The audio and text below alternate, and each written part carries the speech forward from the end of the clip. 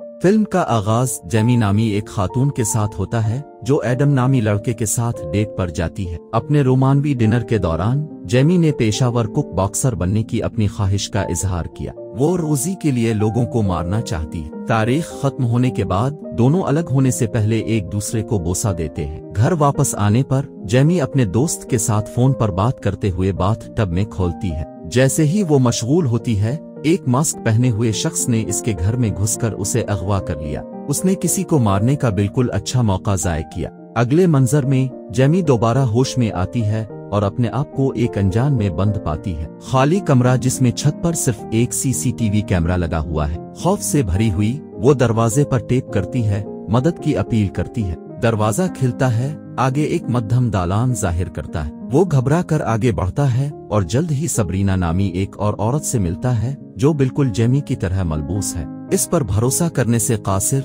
Jamie इसे अपने करीब आने से मना करती है, लेकिन सबरीना का दावा है कि वो भी इसका शिकार है। इसके बाद जब दोनों इलाके की तलाश कर रहे हैं, दरवाजा पीछे से बंद हो जाता है और उन्हें एक सर्कुलर कमरे में फंसाया जाता है। अचानक सबरीना कहती है, मुझे अफसोस है, और जेमी पर हमला कर देती है। मुअख्खर अल जिक्र को कुछ पता नहीं है कि क्या हो रहा है, लेकिन उसके बावजूद वो वापस लड़ती है। दोनों के दरमियान शदीद लड़ाई को हुआ देती है। हंगामा आराई के दरमियान जेमी ने वजह पूछी कि वो ऐसा क्यों कर रही है, जिस पर सबरीना ने जवाब दिया, मुझे करना है। आखिरकार सबरीना ने जेमी को नीचे दबाया और इसे मुतअद्दिद मुहलिक ज़रबों से मारा, जिसके नतीजे में उसकी मौत वाक़ई हुई।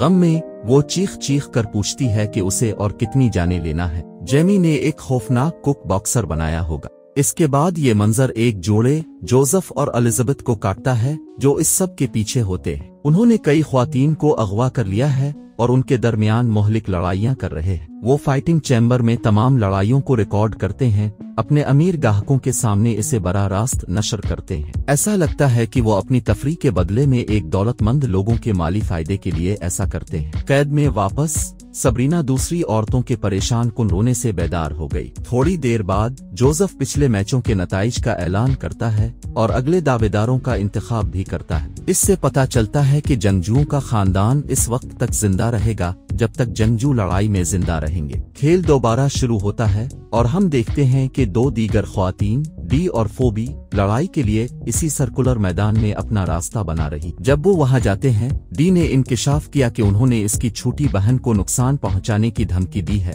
जिस पर फोबी ने जवाब दिया कि इसकी मां की जिंदगी खतरे में। जल्द ही जंग शुरू हो जाती है और फोबी ने फौरन बालादस्ती हासिल कर ली। उसने डी पर वहशियाना हमला किया, जिसके नतीजे में उसकी जल्द मौत हो गई। दरी असना कोडी नामी एक और सेल से एक साथी कैदी सबरीना के साथ बातचीत शुरू करने की कोशिश करता है। उसने अपना तारुफ कराया और इंकिशाफ किया कि जब वो बचपन में थी, उसने अपनी माँ के साथ अपने वालिद की बदसलूकी का मुशाहिदा किया था। उसने उसे आज तक सदमे से दो चार कर रखा है। थोड़ी देर बाद सहूलत का गार्ड लीडर कर्ट्स सबरीना के सेल में दाखिल होता है ताकि उसे कुछ खाना फराहम करे। वो उसे इसकी हालिया जीत पर मुबारकबाद देता है, जिसकी वजह से इसकी बेटी को एक दिन और जीना मिलेगा। जवाब में सबरीना का दावा है कि उसकी कोई बेटी नहीं है और इसे इस बात की कोई परवाह नहीं कि वो इस छोटी बच्ची के साथ किया करते हैं। बदकिस्मती से यह गुस्सा कर्ट्स का है, तो उसने इसे दीवार से टकरा दिया और उसके सर की तरफ बंदूक की तरफ इशारा किया। वो उसे खबरदार करता है कि वो इसकी जबान का ख्याल रखे, वरना इसे अब से कोई खास एहसान नहीं मिलेगा। इसके बाद सबरीना और फोबी समेत कैद ख्वातीन में से 6 को उनके सीलों से बाहर ले जाया जाता है और एक कमरे में ले जाया जाता है, जहां उन्हें कुर्सियों से बांध दिया जाता है। जैसे ही गार्ड्स चले जाते हैं, फोबी ने यह दावा करते हुए बात करना शुरू कर दी कि वो लड़ाई से लुत्फ अंदोज होती है और सोचती है कि वो और कितने मारेगी। इसके बरक्स बाकी तमाम औरतें शिद्दत से इस जहन्नम से निकलना चाहती हैं। जोसेफ और एलिजाबेथ ने जल्द ही उनकी गुफ्तगू में खलल डाल दिया। जोसेफ ने उन्हें बताया कि वो 50 ख्वातीन को इस सहूलत में लाए और अब सिर्फ 22 रह गए हैं। एलिजाबेथ फिर सबरीना के करीब चली जाती है और उसकी लड़ने की सलाहियत की तारीफ करती है, जबकि फोबी जोसेफ की तरफ से हिमायत हासिल करती। जोड़े के मुताबिक हतमी फातेह का इंतखाब 3 दिनों में किया जाएगा और उसी चैंपियन को सहूलत से रहा कर दिया जाएगा। सेशन के बाद ख्वातीन को वापस उनके खलियात में ले जाया जाता है, जिसके दौरान फोबी ने सबरीना को ताना दिया।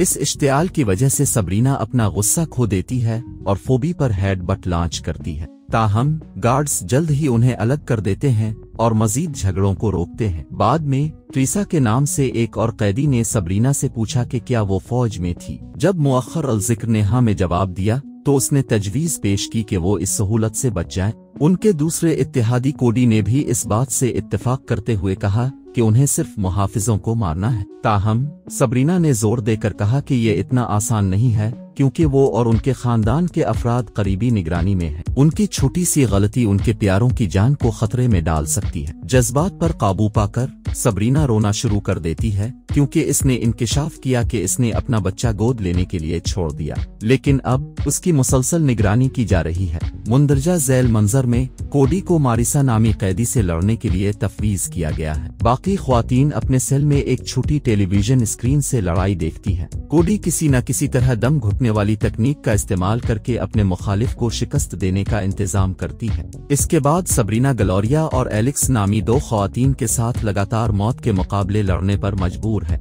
लेकिन वो इन दोनों को जीतने का इंतजाम करती है। कत नजर वो इतनी थक चुकी है कि वो जमीन पर गिर पड़ी। थोड़ी देर बाद कुछ मुहाफिज फाइट रूम में दाखिल होते हैं और इसे ले जाते हैं। दरी असना ये तमाम लाइव मैचेस एक बड़ी टेलीविजन स्क्रीन के जरिए अमीर लोगों के लिए नशर किए जा रहे हैं। ट्रीसा को अगली लड़ाई के लिए ले जाया जाता है और उसकी मुखालिफ राहील है। लड़ाई शुरू होते ही दोनों एक दूसरे पर मुक्के मारने लगते हैं, लेकिन ट्रीसा बिलाखिर उसे नीचे उतारने का इंतजाम करती है। शिकस्त महसूस करते हुए रेचल रोती हुई आवाज में ट्रीसा से अपने शौहर को पैगाम पहुंचाने को कहती है कि वो इससे बहुत प्यार करती है। ट्रीसा ने सर हिलाया और फिर खुदा और फिर राहील को गला घूंटकर मौत के घाट उतार दिया। अगली लड़ाई के लिए दो ख्वातीन एन और ब्रेंडा को अपने सिल से बाहर निकलने का हुक्म दिया जाता है। इन ताउन करती है, लेकिन ब्रेंडा की आसाबी खराबी है और वो लड़ने से इनकार करती है। जब गार्ड्स उन्हें भेजने से कासिर होते हैं, कर्ट्स ने एलिजाबेथ को मतला किया, जो सूरत हाल से निमटने के लिए इस सहूलत में चली जाती है। ब्रेंडा के पास पहुंचकर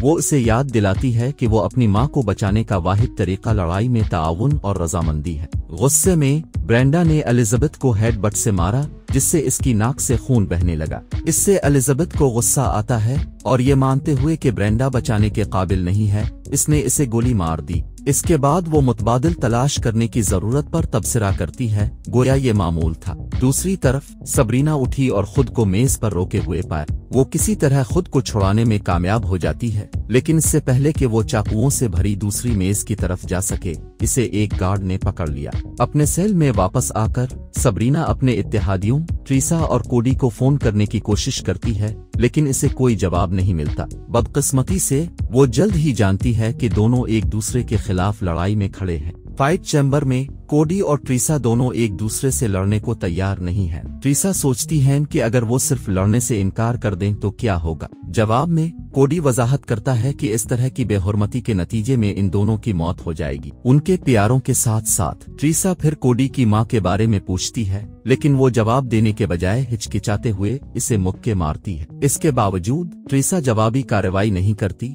और उसके बजाय इसे अपने शौहर के बारे में बताती है, जो बीमार है और इंतहाई निगहदाश्त के यूनिट में है। वो कहती हैं कि अगर वो मर गया तो शायद ये एक नेमत होगी। ये जानते हुए कि कोडी को अपनी मां की कितनी जरूरत है, ट्रीसा ने इसे लड़ाई जीतने की इजाजत देने का इंतखाब किया। वो एक लड़ाई का दावा करते हैं, जिसके दौरान ट्रीसा कोडी का हाथ अपनी गर्दन पर रखता है और इसे जोर से निचोड़ने की हिदायत करता है। इसके बाद वो जानबूझकर फर्श पर गिरती है, जिससे कोडी उसे गला दबाकर मौत के घाट उतार देती है। जैसे ही लड़ाई खत्म होती है, कोडी ट्रीसा के जिस्म से उतर जाती है और आंसू बहाती है। बदकिस्मती से इसे ज्यादा आराम नहीं मिलता, क्योंकि फोबी को फौरी तौर पर फाइट चेम्बर में इसका सामना करने के लिए ले जाया जाता है। रास्ते में फोबी ने सबरीना को ताना देते हुए कहा कि वो अपने इत्तेहाद को मारने वाली है। सबरीना ने इसे कोडी से दूर रहने की तंबी की, लेकिन फोबी ने इसे मुस्तरद कर दिया और सीटी बजाते हुए अपने रास्ते पर चल पड़ी। फाइट चैम्बर में दाखिल होने पर फोबी ने अपने वालिद के हमले के बारे में इश्तियाल अंगेज तबसरे करते हुए कोडी के सदमे को मुतहर्रिक करते हुए अपना मजाक उड़ाना जारी रखा। ये कोडी को नाराज करता है, जो फिर लड़ाई शुरू करता है। एक मुक्के से शुरू होता है, ताहम फोबी आसानी से ऊपरी हाथ हासिल करने और इसे बेदर्दी से मारने के काबिल है। आखिरकार वो बेरहमी से अपना सर दीवार से टकराकर कोडी को खत्म कर देती है। इस वाकये के बाद फोबी ने सबरीना के खिलाफ मुकाबला करने की अपनी ख्वाहिश का इजहार किया। वापस अपने सेल में सबरीना ने भी फोबी का मुकाबला करने की अपनी ख्वाहिश का इजहार किया और कर्ट्स से राब्ता करके ऐसा करने की इजाजत की दरख्वास्त। जवाब में कर्ट्स ने तकब्बुर से कहा कि वो जितना चाहे लड़ सकती है, क्योंकि वो बहरहाल उसकी बेटी को मारने वाले हैं। इसके बाद वो कंट्रोल रूम में वापस आता है और सबरीना के सेल का दरवाजा खोलता है, जिसके बाद वो फाइटिंग चैम्बर की तरफ भागती है, जहां फोबी इसका इंतजार कर रही होती। उसने फौरी तौर पर फोबी पर जारहाना हमला किया, अपने गुस्से को तसादुम में बदल दिया। सबरीना ने फोबी को फर्श पर गिराकर कुछ जोरदार ज़रबे लगाए, लेकिन बाद वाला हंसता रहता है। ये सिर्फ सबरीना के गुस्से को हुआ देता है, जिसकी वजह से वो इससे भी ज्यादा ताकतवर मुक्के और लाते मारती है। बिलाखिर उसे फांसी दे देती है। इसके बाद फोबी की लाश को ले जाया जाता है, लेकिन सबरीना को लड़ाई के चैम्बर में रहने का हुक्म दिया जाता है, क्योंकि उसे अभी एक और मुखालिफ से लड़ना है, जो इजाबेल थॉमस के नाम से एक नया मुतबादिल है। जोसेफ के मुताबिक ये पहली बार है कि फाइनल फाइट किसी नए आने वाले के खिलाफ होगी। वो आगे कहते हैं कि इजाबेल एक साबिक कॉलेज एथलीट है, जिसने मुकम्मल स्कॉलरशिप हासिल की थी। वो अपने शौहर के साथ एक जिम चलाती है और ब्राजील के जियोजित्सु में तरबियत भी करती है। जोसेफ ने ऐलान किया कि इस लड़ाई में जिंदा बच जाने वाले को हतमी चैंपियन करार दिया जाएगा। कुछ ही देर बाद जब इजाबेल फाइट चैम्बर में दाखिल हुई, सबरीना ने पूछा कि क्या वो जानती है कि उसे यहाँ क्यों लाया गया था। इजाबेल ने नफी में जवाब दिया। सबरीना को दाव की वजाहत करने का इशारा करना। इनकार शिकस्त उनके प्यारों की मौत का बाइस बनेगी, जैसा कि तवक्को की जाती है। इजाबेल इस पर यकीन नहीं करती, इसलिए सबरीना एक मुक्के से लड़ाई का आगाज करती है। जवाबी कार्रवाई में इजाबेल उसे जमीन पर फेंक देती है और अपनी लड़ाई की महारत से इसे जेर करने का इंतजाम करती है। एक मौके पर इजाबेल ने सबरीना के गिले में अपना हाथ रखा, जो फिर उसे ऐसा करने को कहती है। इजाबेल इसके बाद सबरीना की गर्दन को मरोड़ने के लिए आगे बढ़ी, जिसकी वजह से वो जमीन पर गिर गई। लड़ाई खत्म होती है और इजाबेल को फातेह करार दिया जाता है। गार्ड्स सबरीना की लाश उठाकर मुर्दा खाने में ले गए। थोड़ी देर बाद जोसेफ और एलिजाबेथ अपने फातेह से मिलने के लिए सहूलत में चले गए। इससे पहले वो कर्ट्स की खिदमत के लिए उनका शुक्रिया अदा करते हैं और उन्हें तमाम अमीर गुद्दी नशीनों के साथ सहूलत के बिल्कुल बाहर एक जश्न में शामिल होने की दावत देते हैं। मुर्दा खाने के अंदर जब अमले का एक रुकन सबरीना की लाश पर हाजिरी देने वाला है, वो गैर मुतवक्के तौर पर बेदार हो गई और इसे चाकू से वार किया। यहाँ ये इंकिशाफ हुआ है कि सबरीना ने अपनी मौत का आगाज किया था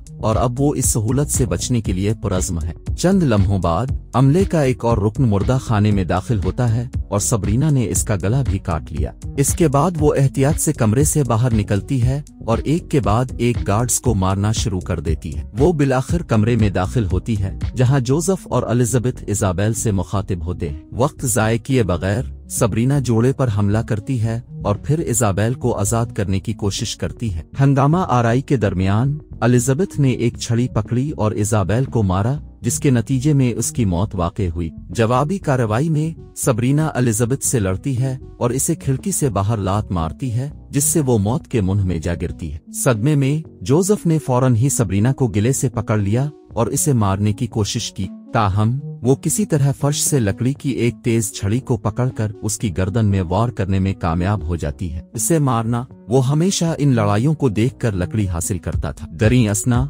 कर्ट्स पार्टी में है जब उसे एक परेशान कुन सूरत हाल का पता चला। ये इसे वापस सहूलत की तरफ जाने का इशारा करता है, सिर्फ लिफ्ट के दरवाजे पर सबरीना का सामना करने के लिए। इससे पहले कि वो अपनी बंदूक निकाल सके, सबरीना ने इसे हथियार से मारा और इसे चाकू से खत्म कर दिया। इसके बाद वो पार्टी हॉल से बाहर चली जाती है, जिससे अमीर हाजरीन दंग रह जाते हैं। वो मैन गेट की तरफ बढ़ती है और आखिरकार सूरज की रोशनी में बाहर निकलती है। वहां से वो अपनी आजादी की तरफ एक लकड़ी के पुल को पार करती है। बदकिस्मती से इसका फरार इस वक्त रोक दिया जाता है जब उसे एक गार्ड ने पीछे से गोली मार दी, जो निकलता है कि कोई और नहीं बल्कि आदम था, पहले मंजर का वही आदमी। मैं जानता था कि आदम नामी लड़का डिक होगा। इसके बारे में इंकिशाफ हुआ है कि वो एक भर्ती करने वाला है जो ख्वातीन को ढूंढता है और उन्हें सहूलत तक पहुंचाता है। फिल्म का इख्तिताम सबरीना के जख्मों की ताब न लाते हुए अपनी बेटी के आखिरी नज़ारे पर होता है।